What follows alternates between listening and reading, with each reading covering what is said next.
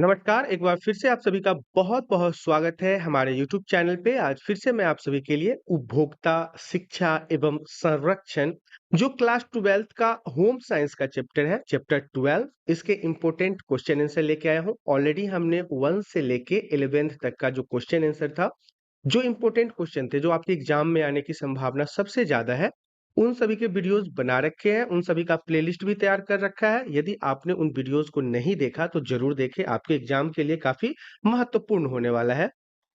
तो आइए शुरुआत करते हैं class 12th home science chapter 12 जिसका नाम है उपभोक्ता शिक्षा एवं संरक्षण, जिसके इम्पोर्टेंट प्रश्नोत्तर की आज बारी है। सबसे पहला प्रश्न हमारा कहता है, निम्नलिखित को 2 या 3 पंक्तियों में आपको समझाना है। यहाँ पे कुछ ऑप्शन दिए गए हैं। पहला है उपभोक्ता, उपभोक्ता के अधिकार, उपभोक्ता के दायित्व, उपभोक्ता संरक्षण अधिनियम, उपभोक्ता की समस्याएं। तो ये जितने भी पॉइंट है ये आपसे एग्जाम में पूछा जा सकता है। तो आइए शुरुआत करते हैं, एक-एक पॉइंट को डील करते हैं। सबसे पहले हम उपभोक्ता के बारे में बात कर लेते हैं। उपभोक्ता क्या होता है?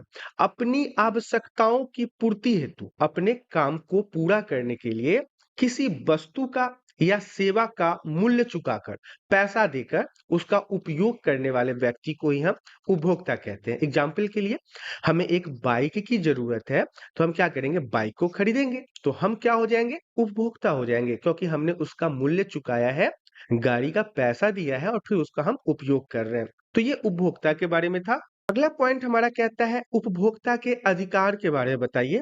देखिए उपभोक्ता का अधिकार क्या होता है?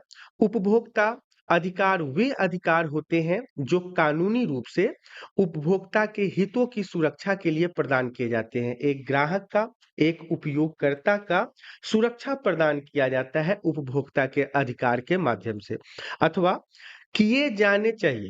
मतलब अगर नहीं है तो ऐसा होना चाहिए। दूसरे शब्दों में हम ये कह सकते हैं, इन अधिकारों की रचना यह सुनिश्चित करने के लिए की गई है कि सभी उपभोक्ता को उचित गुणवत्तापूर्ण वस्तु और सेवाएं उचित कीमतों पर प्राप्त हो। ये नहीं कि बाजार में हम कुछ खरीदने गए तो बाजार में कुछ अगर हमें सामान चाहिए तो उसका मूल्य जो है, जो दाम है उस सामान का, वो हमसे ज्यादा लिया जाए, ऐसा भी नहीं होना चाहिए। साथ ही साथ सही सामान हमें प्राप्त हो, यही उपभोक्ता के अधिकार के अंतर्गत आता है। तीसरा पॉइंट इसमें हमारा कहता है उपभोक्ता के दायित्व क्या है।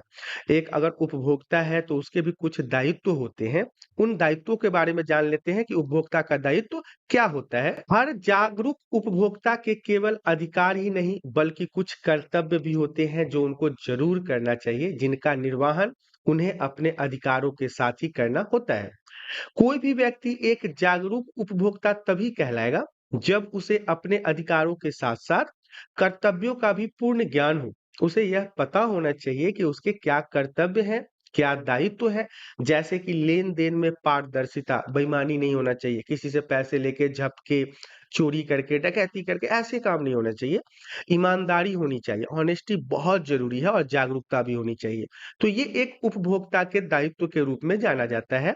अगला पॉइंट इसी में हमारा कहता है उपभोक्ता संरक्षण नियम क्या है। देखिए वीवीआई पॉइंट रहेगा, आपसे एग्जाम में पूछे जाने की संभावना सबसे ज्यादा है। उपभोक्ता संरक्षण अधिनियम जो है कई बार एग्जाम में पूछा जाता है। उपभोक्ता संरक्षण अधिनियम उपभोक्ता के हितों की रक्षा के उद्देश्य के लिए बनाया गया है। यह एक महत्वपूर्ण कानून है, नियम है, जिसका मुख्य उद्देश्य उपभोक्ताओं की बाजार में मौजूद कपटपूर्ण बाजार नीतियों से सुरक्षा करना होता है। मतलब बाजार में जो कपटपूर्ण, कहने का मतलब ये है कि जो बेईमानी वगैरह होता है ना बाजार में, उनसे सुरक्षा प्रदान करने के लिए किया जाता है। उनकी शिकायतों का निवारण उपलब्ध कराना है। यह कानून स्व सहायता के सिद्धांतों पर आधारित है और उपभोक्ता के सभी प्रकार के शोषण, अनुचित व्यवहार से सुरक्षा प्रदान करता है।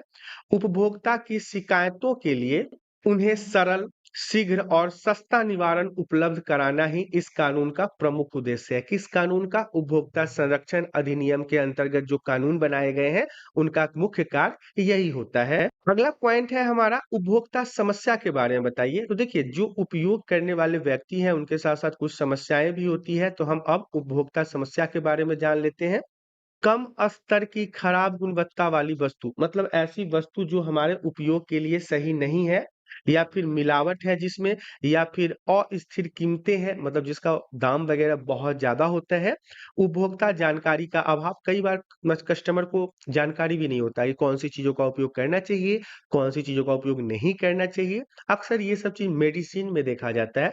तो इसे हम क्या कहते हैं? उपभोक्ता समस्याएँ कहते हैं, जिसमें नकली, जाली, अप्रमाणिक, जिसका प्रमाण पत्र नहीं है, जो सही तरीके से टेस्टेड नहीं है, तो ये सारी चीज़ों का उपयोग करना कभी-कभी उपभोक्ता के लिए समस्याओं का उत्पन्न होना शुरू हो जाता है। अगला प्रश्न हमारा कहता है, प्रश्न नंबर 2, निम्नलिखित को सूचीबद्ध कीजिए। कोई 3 उपभोक्ता अधिकार के बारे में बताना है, कोई 3 उपभोक्ता दायित्व के बारे में बताना है, कोई 5 उपभोक्ता समस्या के बारे में बताना है और कोई 3 मानकीकरण चिन्ह के बारे में बताना है। पिछले साल के बोर्ड में ये प्रश्न पूछा गया था, खासकर मार्क जो था, ये ऑब्जेक्टिव प्रश्न में भी पूछा गया था, तो आप इसे सही तरीके से देख लें। आइए हम शुरुआत करते हैं कोई 3 उपभोक्ता अधिकार के बारे में। देखिए, सबसे पहला अधिकार है सुरक्षा का अधिकार। अब हम जान लेते हैं कि सुरक्षा का अधिकार क्या होता है। इसका अर्थ उपभोक्ता के स्वास्थ्य, जीवन पर पड़ने वाले हानिकारक प्रभाव से सुरक्षा प्रदान किए जाने का अधिकार होता है। अर्थात जो पदार्थ स्वास्थ्य और जीवन के लिए हानिकारक हो, मतलब ऐसा खान-पान जो हमारे जीवन के लिए अच्छा नहीं माना जाता है, जो बीमारियों को उत्पन्न करता है, रोग उत्पन्न करता है, उनसे सुरक्षा का अधिकार है ये। ये अधिकार हमें बताता है कि उपभोक्ता कैसे उत्पादन प्रक्रियाओं और सेवाओं से सुरक्षा का अधिकार प्राप्त कर सकते हैं, जो उनके स्वास्थ्य अथवा उनके जीवन के लिए हानिकारक सिद्ध हो सकता है। कैसे वो जान पाएँगे कि कौन से पदार्थ किस प्रकार से बना है, कितनी केमिकल है इसमें, किस प्रक्रियाओं के द्वारा उसे बनाया गया है, ताकि वो इससे सचेत रह सके। इसी में दूसरा पॉइंट है सूचित किए जाने का अधिकार। ये भी वेरी वेरी इंपॉर्टेंट पॉइंट है, सूचित किए जाने का अधिकार। इस अधिकार के अंतर्गत क्या होता है कि जो उपभोक्ता होते हैं, जो किसी वस्तुओं की खरीदते हैं, बिक्री नहीं, यहाँ पे सिर्फ खरीदना होगा। वस्तु और सेवाओं की गुणवत्ता, मात्रा, क्षमता, शुद्धता स्तर, कीमत के बारे में जानकारी पाने का इनको अधिकार है, ताकि व्यापार के अनुचित तरीकों से उपभोक्ताओं की सुरक्षा किया जा सके। अगले पॉइंट की तरफ बढ़ते हैं। तीसरा पॉइंट हमारा कहता है चयन का अधिकार। अधिकार के अंतर्गत प्रत्येक खरीदार को विभिन्न गुणवत्ताओं, मात्राओं, कीमतों, माप और डिजाइन के उत्पादों की प्रतिस्पर्धी कीमत पर पाने और अपनी आवश्यकताओं तथा इच्छा के अनुसार उसको चयन करने का अधिकार होता है।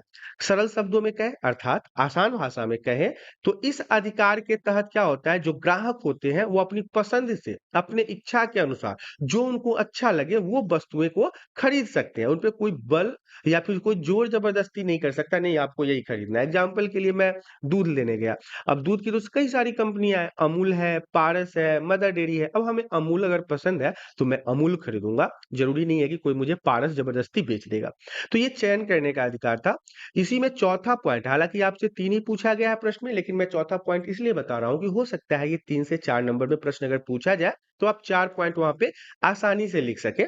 अगला पॉइंट है हमारा सुने जाने का अधिकार। मतलब बात सुने जाने के अधिकार का अर्थ है कि उपभोक्ता जो ग्राहक है उनके हितों पर उपयुक्त मंचों पर उचित विचार विमर्श किया जा सके। इसमें उपभोक्ता हितों की सुरक्षा को सुनिश्चित करने के कार्य किया जाता है, अधिकार भी इसमें शामिल है।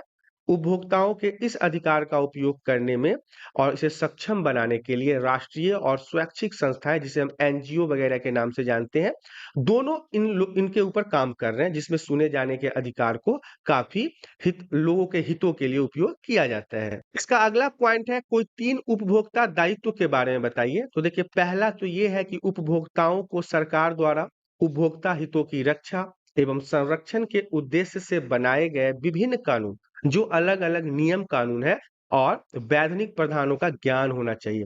जो कस्टमर होते हैं किसी भी सामान को लेने जाएं तो उन्हें अपने हक के बारे में, कानून के बारे में जानकारी होना चाहिए। दूसरा पॉइंट हमारा कहता है उपभोक्ता को अपने सभी लेन-देन पूरी ईमानदारी से करना चाहिए। उसमें ईमानदारी बरतनी चाहिए। तीसरा पॉइंट है खरीदारी से पहले उपभोक्ताओं को बाजार का सर्वेक्षण करना चाहिए और कीमतों की तुलना करना चाहिए, कंपेयर करना चाहिए कि कौन से दुकान में किस रेट पे कौन सी वस्तु मिल रही है। इसमें उन्हें उचित चयन करने में सहायता प्राप्त होती है। ये हमारा दूसरा पॉइंट था। अब हम इसके तीसरे पॉइंट की तरफ बढ़ते हैं। तीसरा पॉइंट कहता है कोई 5 उपभोक्ता समस्याओं के बारे में बताइए जो ग्राहक को होता है किसी भी सामान को खरीदने के समय। तो कम स्तर की खराब गुणवत्ता वाली वस्तुएँ जो है ये पहला समस्या है जो ग्राहक को देखने को मिलता है। दूसरा है मिलावट। अक्सर सामान में मार्केट में आपको पता है कि मिलावट वगैरह बहुत ज़्यादा होता है। अच्छी चीज़ों में नकली सामानों को मिला दिया जाता है। तीसरा है अधिक अस्थिर कीमतें। एक जगह पे कोई ₹10 में चीज़ें मिल रही है, वहीं दूसरी जगह पे ₹20 में मिल रही है, तीसरी जगह पे ₹30 में मिल रही है, तो ये दाम में अंतर होता है। चौथा पॉइंट है उपभोक्ता जानकारी का अभाव। जब ग्राहक को जानकारी नहीं होता है, इस चक्कर में भी उनके साथ समस्याएँ उत्पन्न हो जाती है। अगला पॉइंट है अप्रमाणिक, नकली, जाली उत्पाद। कई बार लोग नकली सामानों की भी बिक्री करते हैं और उपभोक्ता उनको सही तरीके से जानकारी न होने के अभाव में उन नकली सामानों का उपयोग अपने जीवन में कर लेते हैं। तो ये 5 उपभोक्ता समस्या के बारे में था।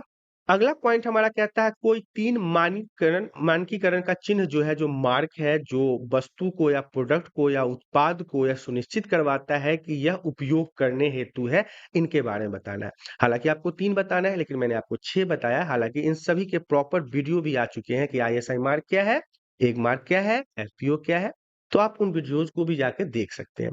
पहला पॉइंट है आईएसआई मार्क का। इसके बारे में आपने ज़रूर सुना होगा। ये प्रोडक्ट के ऊपर लगा रहने का मतलब है कि वो प्रोडक्ट सिक्योर है, उपयोग करने लायक है। दूसरा है एग मार्क, तीसरा है एफपीओ, चौथा है उल मार्क, पाँचवाँ है सिल्क मार्क और छठा है हॉलमार्क। हॉलमार्क वगैरह सोने में मिलता है, ये सिल्क के कपड़ों में मिलता है, ये जो है वो ऊन के कपड़ों में मिलता है। तो ये सारी चीज़ें ऐसे ही है जो मानकीकरण को प्रदान करता है, जिससे यह पता चल पाता है कि कोई वस्तु उपयोग करने हेतु सही है या नहीं है। अगला प्रश्न हमारा कहता है बताइए कि निम्नलिखित वक्तव्य सत्य है या असत्य है। इसमें हमें सही और गलत के बारे में बताना है। यहाँ पे हमारे पास 4 प्रश्न है। चारों प्रश्न में हमें सही और गलत के बारे में बताना है। सबसे पहला है आईएसआई मार्क बीआईएस द्वारा दिया जाता है। एग मार्क कृषि उत्पादकों के लिए होता है। सुरक्षा का अधिकार उपभोक्ता अधिकार के लिए नहीं है। वैस एक उपभोक्ता संगठन का नाम है। तो ये जो 4 पॉइंट है, इसके बारे में आपको सही और गलत बताना है। तो देखिए, पहला पॉइंट जो है वो सत्य है, क्योंकि आईएसआई मार्क जो है वो भारतीय मानक ब्यूरो, जिसे हम बीआईएस कहते हैं, इसी का प्रमाण चिन्ह है। दूसरा है, वो भी पॉइंट सत्य है, एग मार्क जो है वो कृषि उत्पादकों की विश्वसनीयता को, मतलब विश्वास को सुनिश्चित करने का चिन्ह है। तीसरा है, असत्य पॉइंट है, सुरक्षा का अधिकार मौलिक उपभोक्ता अधिकार होता है। और चौथा जो पॉइंट है ये भी सत्य है, वाइस जो है वो दिल्ली स्थित उपभोक्ता संगठन है, जो कंज्यूमर वॉइस नामक पत्रिका का प्रकाशन भी करता है। तो ये काफी इंपॉर्टेंट प्रश्न था, जिसके प्रश्न यहाँ पे हैं और उत्तर मैंने यहाँ पे दिया है। अगला चौथा प्रश्न और अंतिम प्रश्न हमारा कहता है इस चैप्टर का कि उपभोक्ता शिक्षा और संरक्षण की मूलभूत संकल्पनाओं का संक्षेप में चर्चा कीजिए। वीवीआई प्रश्न रहेगा एग्जाम के लिए।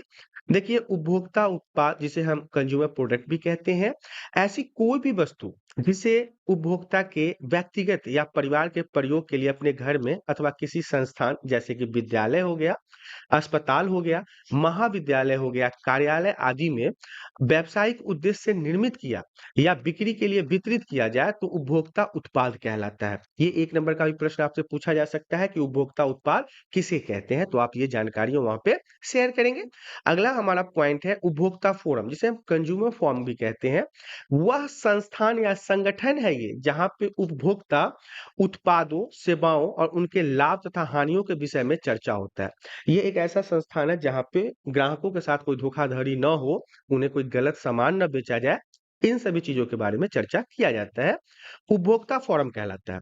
आजकल कई ऐसे उपभोक्ता फोरम या संगठन है जो उपभोक्ताओं के हितों की रक्षा के लिए कार्य करते हैं और उपभोक्ता उत्पादों द्वारा होने वाली समस्याओं को संबंधित विभाग तक प्रस्तुत करने में उपभोक्ता की सहायता भी प्रदान करते हैं। अगला पॉइंट है हमारा उपभोक्ता आगमन संख्या, जिसे हम कंज्यूमर फुटफॉल्स कहते हैं। किसी विशेष स्थान जैसे कि किसी दुकान की बात कर ले, स्टोर की बात कर ले, किसी मॉल की बात कर ले, इन सभी में एक दिन में आने वाले उपभोक्ताओं अथवा ग्राहकों की कुल संख्या को हम उपभोक्ता आगमन संख्या कहते हैं। किसी भी वस्तु या सेवा को बढ़ते उपभोग या अनुरूप उपभोक्ताओं के आगमन की संख्या में वृद्धि होती है। उपभोक्ताओं की अपेक्षा की अगर बारे में बात करें तो कंज्यूमर एक्सपेक्टेशन है। उपभोक्ताओं अपेक्षाओं का तात्पर्य उपभोक्ता के उन उम्मीदों से है जिसके चलते वह उत्पाद अथवा सेवा खरीदता है। तो ये 4 पॉइंट्स इस प्रश्न के लिए इंपॉर्टेंट है। हालांकि मैंने बताया भी है, ये वीवीआई प्रश्न रहेगा एग्जाम के लिए, बहुत ही महत्वपूर्ण है। इस तरह से आपने देखा class 12th home science chapter 12 जो है वो उपभोक्ता शिक्षा एवं संरक्षण इम्पोर्टेंट क्वेश्चन यहाँ पे समाप्त हो गया है। आशा करता हूँ आज के वीडियो में दी गई जानकारी आप सभी को पसंद आया होगा। जानकारी पसंद आया तो वीडियो को लाइक करें और चैनल पे पहली बार आए हैं तो चैनल को सब्सक्राइब कर लें ताकि इसी प्रकार के एजुकेशनल वीडियो आपको हमेशा प्राप्त होता रहे। आज के लिए इतना ही, धन्यवाद।